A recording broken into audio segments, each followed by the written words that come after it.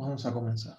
Ya oramos, así que no tengan miedo que a veces me agarran estas lagunas todavía. Me acuerdo quién soy y arranco.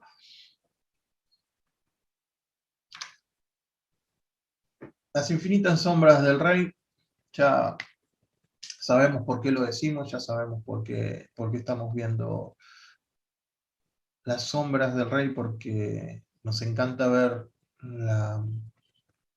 la magnitud del Rey que tenemos y cómo fue predicho de tantas maneras y de tantas formas distintas, que nos sigue asombrando, de que Dios haya puesto en todo el Antiguo Testamento un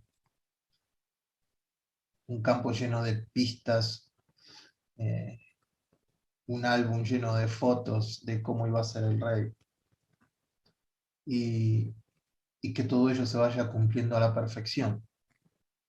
Eso habla de belleza, por lo menos en mi concepto es belleza pura ver eh, lo que Dios propone y que se vaya cumpliendo en todo. Hoy lo que vamos a estar viendo es precisamente el Rey, porque si bien esta no es una sombra, no es una figura, como las otras que hemos estado viendo, sí era una sombra de que iba a venir un Rey. Eh, Jesucristo no fue siempre Rey. Jesús fue Dios, Dios Hijo. Entonces, como Dios, no hay duda que Él tenía derecho a todo, Él creó todo, Él mantenía todo en movimiento. ¿Sobre qué base Él podía venir e instalarse como rey? ¿Sobre qué méritos?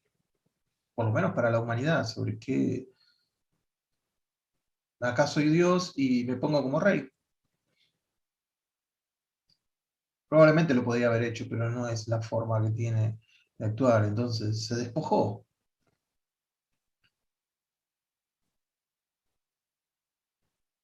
de todo lo que tenía que ver como Dios y vino a caminar como ser humano.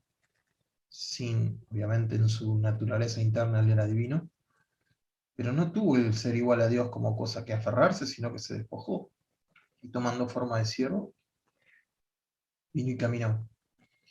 Entonces, ¿sobre qué bases vamos a nosotros pretender tener un rey? Algunas personas podrán decir, bueno, ¿quién le da a Jesús autoridad para ser rey?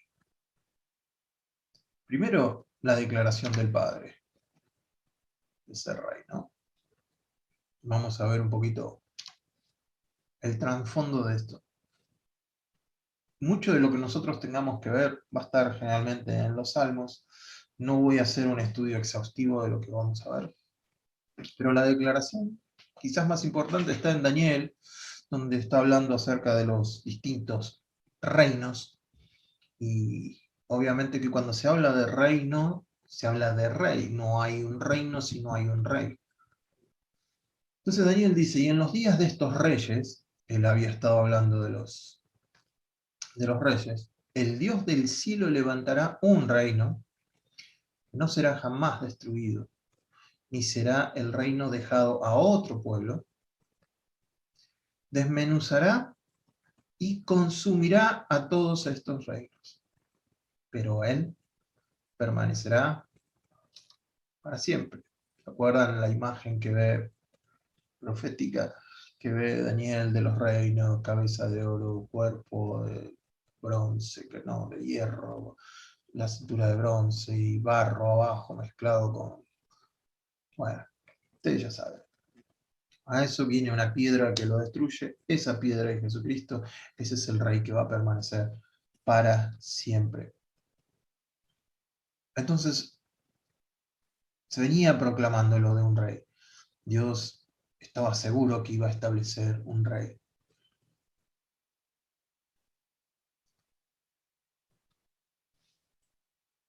La declaración que vamos a ver ahora. En Salmo 2. Fíjense qué interesante, me encanta este salmo. ¿Por qué se amotinan la gente si los pueblos piensan cosas vanas? Se levantarán los reyes de la tierra y príncipes consultarán unidos contra Jehová y contra su ungido, contra el Mesías, diciendo, rompamos sus ligaduras y echemos de nosotros sus cuerdas. Deshagámonos de este rey y su hijo que ya nos tiene cansados. Entonces dice, el que mora en los cielos se reirá. Me río de Janeiro, dice Dios, porque ustedes que están planeando a deshacerse de mí. El Señor se burlará de ellos.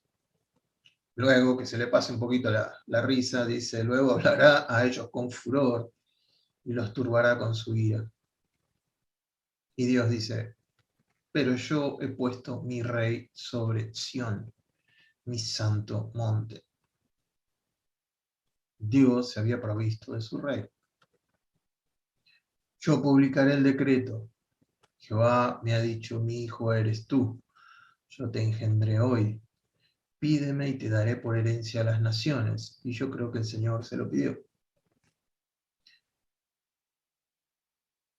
Y como posesión tuya los confines de la tierra. Los quebrarás con vara de hierro. Eso habla de la vara, habla de que va a estar gobernando. Y con todos aquellos que querían, no quieren saber nada con Dios, bueno, esa misma autoridad que va a caer sobre ellos. Y como vasija de alfarero los desmenuzarás. Entonces, vemos que Dios se ha provisto de un rey. Es así de simple el hecho. También vamos a ver cómo el hecho de que tengamos un rey fue reflejado poéticamente en los salmos. Vamos a ver el Salmo 24. Fíjense, de Jehová es la tierra y su plenitud, el mundo y los que en él habitan. O sea que la tierra, todo lo que tiene la tierra, el mundo entero, y los que en él habitan, o sea, decís yo, de él. ¿Por qué él la fundó sobre los mares y la firmó sobre los ríos? Acá hay una pregunta que sería bueno que la contestemos hoy. ¿Quién subirá al monte de Jehová? ¿Y quién estará en su lugar santo? Es una buena pregunta. Bueno, acá hay algunas características del que tiene que subir al monte de Jehová y estar en su lugar santo. Limpio de manos, puro de corazón. Yo quedé afuera. El que no ha elevado su alma a cosas vanas, ni jurado con engaño, él recibirá bendición de Jehová y justicia de Dios de salvación. Tal es la generación de los que le buscan, de los que le buscan tu rostro, oh Dios de Jacob. Entonces, las características de la persona que va a subir al monte de Jehová es una persona limpia de manos, puro de corazón, que no ha elevado su alma a cosas sin importancia y que no ha jurado con engaño. No sé qué ser humano puede subir. ¿Quién tiene esas características para poder subir? Yo llegué a una pequeña conclusión que creo que nadie está en condiciones de subir al Monte Santo. Por eso es que después nos dice que sí hay uno solo. Y acá es bueno tomar en cuenta estas directrices para poder entender la segunda parte del Salmo, ¿no? Mientras los santos congregados esperan afuera, tenemos que imaginarnos la ciudad, Sión, así más o menos como cuando Jesucristo vino entrando en el asna, con el pollino, con el burrito, cuando vino entrando a Jerusalén, que todos decían, Osana, Osana, el rey David. Algo parecido a eso, pero ya va a ser con su caballo blanco y viene a tomar posesión de la ciudad. Entonces afuera están todos y el rey viene caminando, se acerca a la puerta, no a la puerta, ahí dice a la puerta, pero debería decir la puerta, y a través de su heraldo solicita entrar. No habla el rey, sino la persona que va delante de él. Siempre delante de los reyes iba alguien diciéndole a todos quién era el rey, qué había logrado el rey, que esto, que lo otro. Entonces, el heraldo solicita entrar y dice: alzad, oh puertas, vuestras cabezas, sed levantados vosotros, portales eternos, y entrará el Rey de Gloria. Este Rey de Gloria. La base de su reinado es la gloria que alcanzó, la gloria que él tiene. No por méritos de nadie, sino por los suyos propios. Entonces el heraldo le grita a los que están encargados de la puerta que levanten las puertas, que las abran. Así puede entrar este Rey de Gloria. El portero, obviamente, pregunta. No es un portero eléctrico, no vayan tan allá con su imaginación. Era todo a los gritos, así que el portero pregunta: ¿quién es este Rey de Gloria? Le grita al heraldo. Desde afuera se oye la contraseña doble. ¿Quién es este Rey de Gloria? Jehová, Jesús, el fuerte y poderoso. Jehová, Jesús, el poderoso en batalla. Obviamente en el Salmo dice Jehová, pero nosotros tenemos el final de la historia, sabemos que del que está hablando en el Nuevo Testamento tiene un nombre que se llama Jesús. Y entonces podemos decir en el Salmo que es Jesús entrando por esa puerta. Doble contraseña, dice: este es el Rey que viene. El heraldo ahora toma la iniciativa otra vez y repite la pregunta que hizo el portero y responde para enfatizar lo que había dicho. Alcen, oh puertas, vuestras cabezas. Sed levantados vosotros, portales eternos, y entrará el Rey de Gloria. ¿Quién es este Rey de Gloria? Jehová Sabaoth, Jesús. Él es el Rey de Gloria. Ya lo estamos viendo esto. Ya lo estamos viendo esto. Esto no ha sucedido. No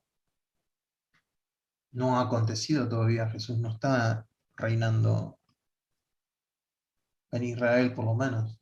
No miré las noticias esta mañana, pero no creo.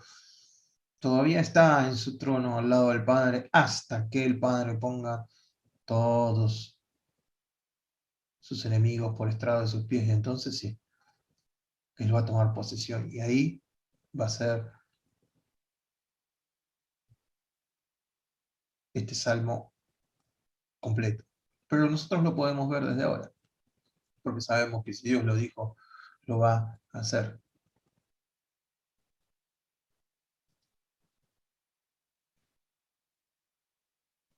Una sombra enorme del rey. ¿Sí? Nosotros estamos viendo sombras. Bueno, esta va a ser una sombra tipo Goliat.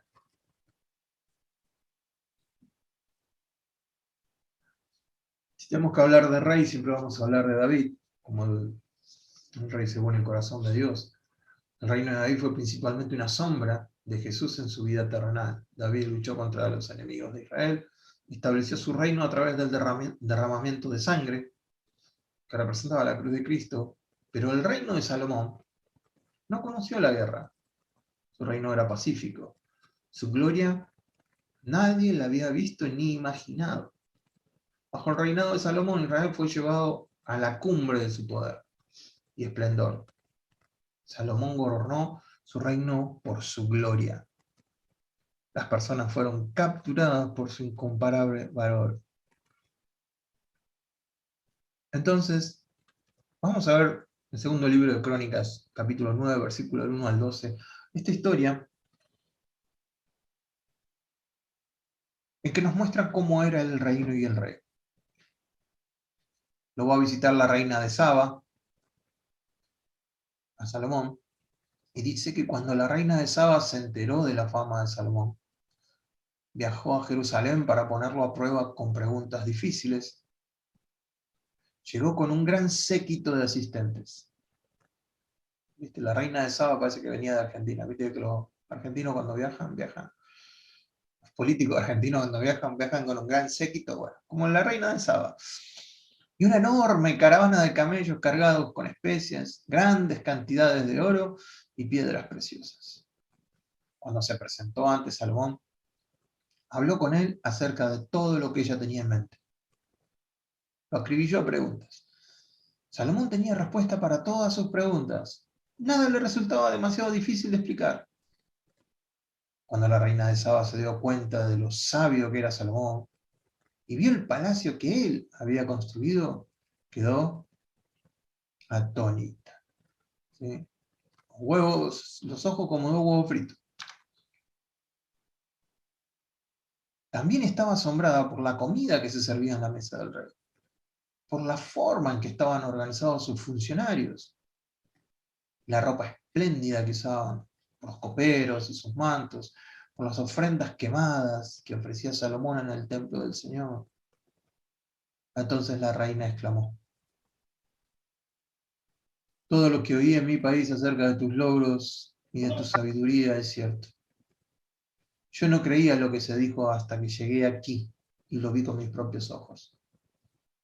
De hecho, lo que había oído no refleja ni la mitad de tu sabiduría.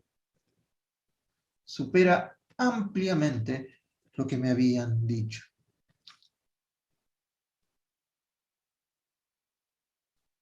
Qué feliz debe ser tu pueblo. Qué privilegio para tus funcionarios estar aquí en tu presencia día tras día, escuchando tu sabiduría.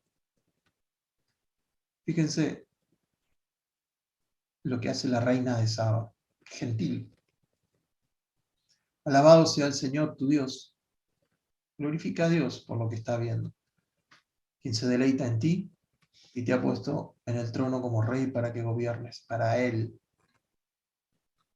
Debido a que Dios ama a Israel y desea que este reino permanezca para siempre, te he hecho rey sobre ellos para que puedas gobernar con justicia y rectitud. Luego, le regaló al rey 4.000 kilos de oro.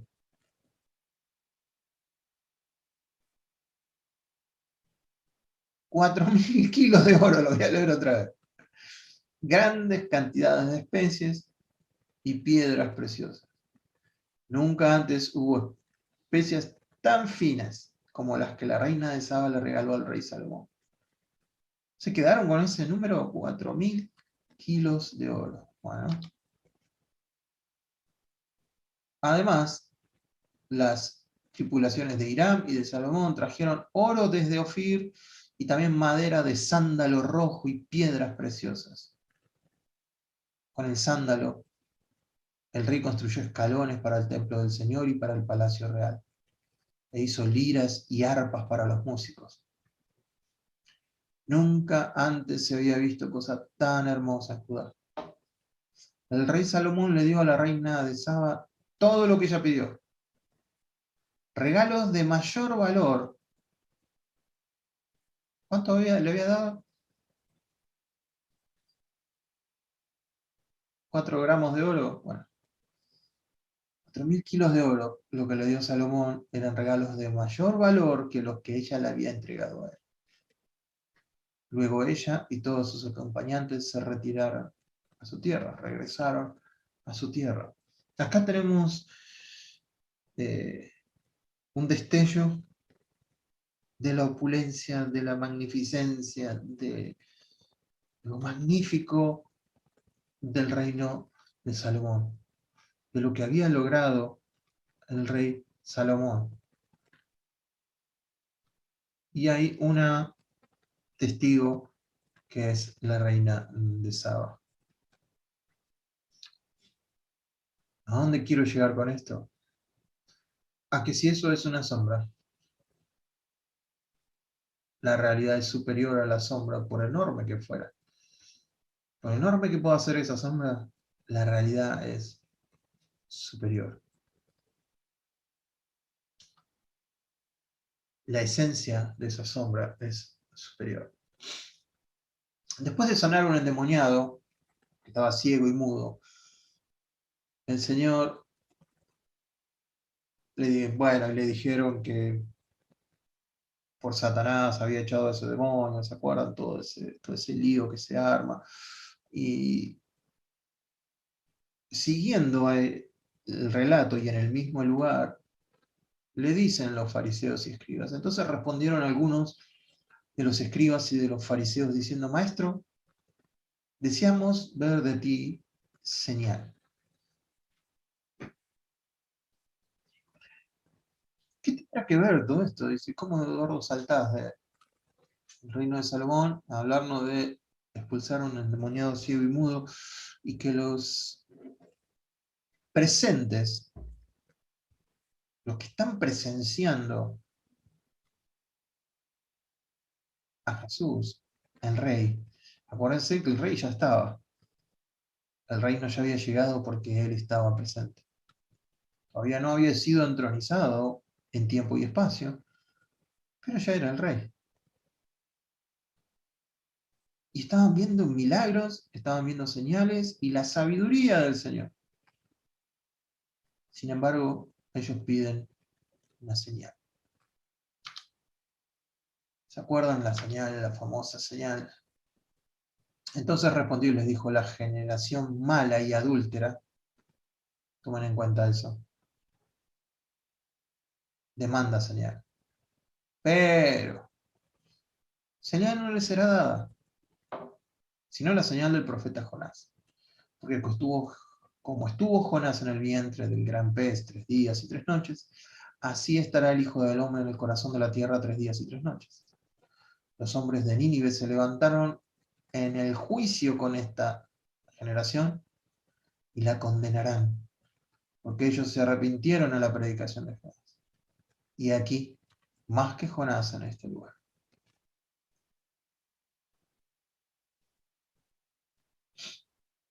No hay peor ciego que el que no quiere ver.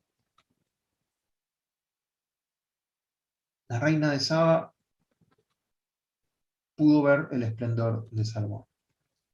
Esta generación a la que le tocó ver caminar a Jesús, escuchar audiblemente a Jesús, ver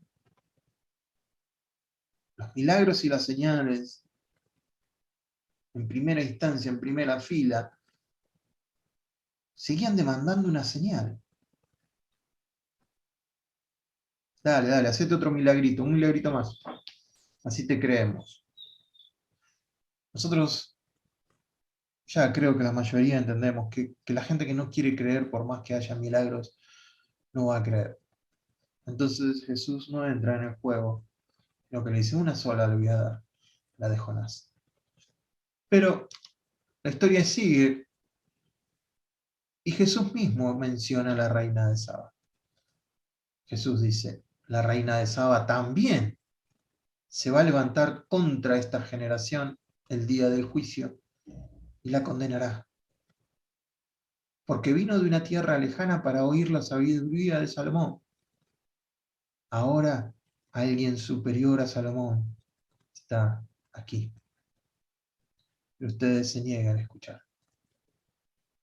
En aquel día de juicio se van a levantar tanto los de Nínive que creyeron a Jonás como la reina de Saba para testificar en contra de esta generación adúltera, dice.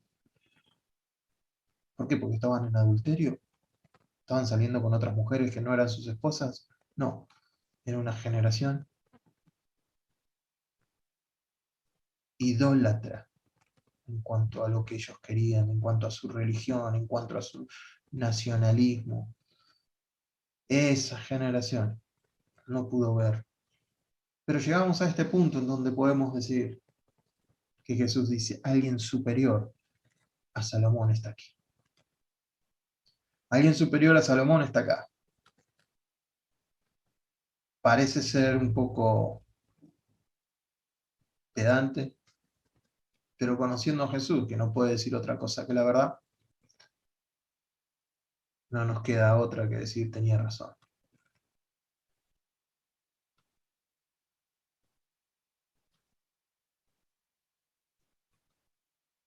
Que Dios tenga misericordia de esa generación y las generaciones que solo buscan señal, que están detrás de las señales y que buscan al Rey, no por lo que el Rey es, sino por lo que el Rey puede dar.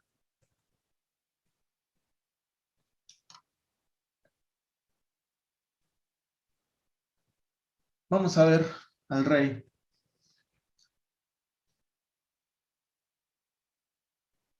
en Apocalipsis 19:11, ya entronizado. Ya Cristo está entronizado. Y vi el cielo abierto y aquí un caballo blanco y el que montaba es fiel y verdadero. Lo acabamos de leer el domingo pasado, pero es como que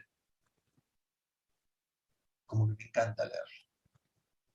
Esto se tiene que grabar en nuestros corazones. Esta tiene que ser la imagen de lo que es Jesús hoy y cómo lo vamos a ver nosotros. Y vi el cielo abierto de par en par, dice otra versión. Y aquí un caballo blanco. Y el que montaba es fiel y verdadero y con justicia juzga y guerrea.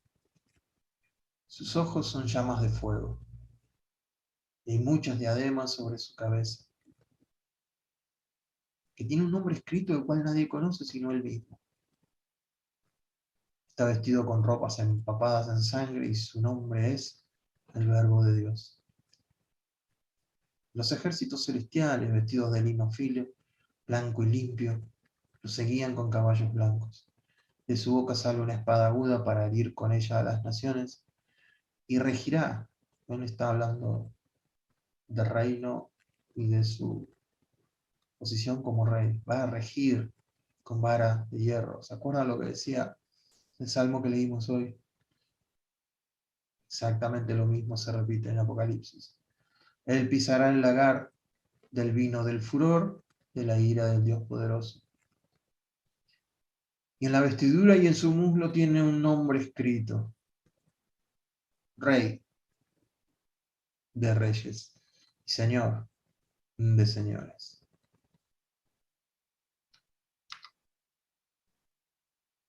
El rey.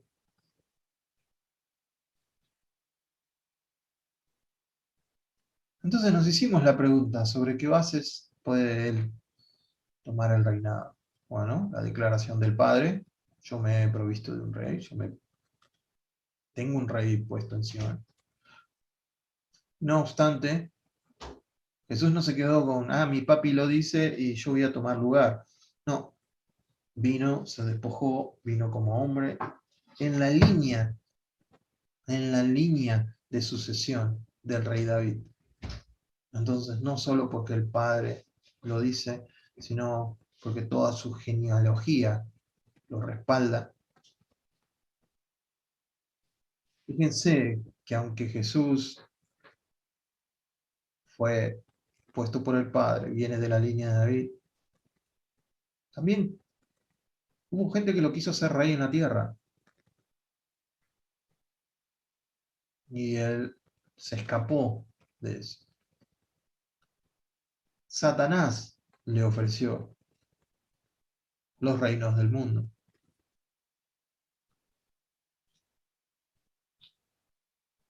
Pero entendemos que el reino de nuestro Señor no es comida, no es bebida, no es algo tangible, no es dinero, no es posesiones, no es fama. El reino de Dios es justicia, paz y gozo en el Espíritu. Los reinos se forjan generalmente en la tierra por miedo, por control, por fuerza. En contraste, el reino de los cielos no es ejercido ni por miedo, ni por control, ni por fuerza, sino por su gloria. Y hay libertad.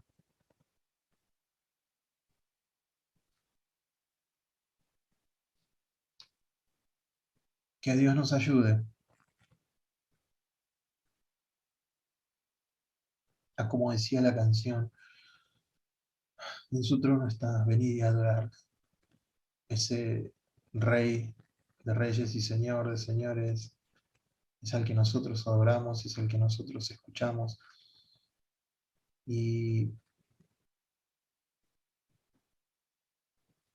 probablemente nosotros que no tenemos tanta noción de lo que es un reino o de lo que es un rey, por lo menos acá en Argentina no lo tenemos, sí con los ojos del corazón podamos postrarnos ante Él. No porque Él lo ordene, sino porque es tanta la majestad, es tanta la sabiduría, es tanta la belleza, es tanto lo que Él es, que no te queda en otra opción de hacerlo. En la libertad misma que tenemos, lo hacemos, porque entendemos su gloria y su majestad.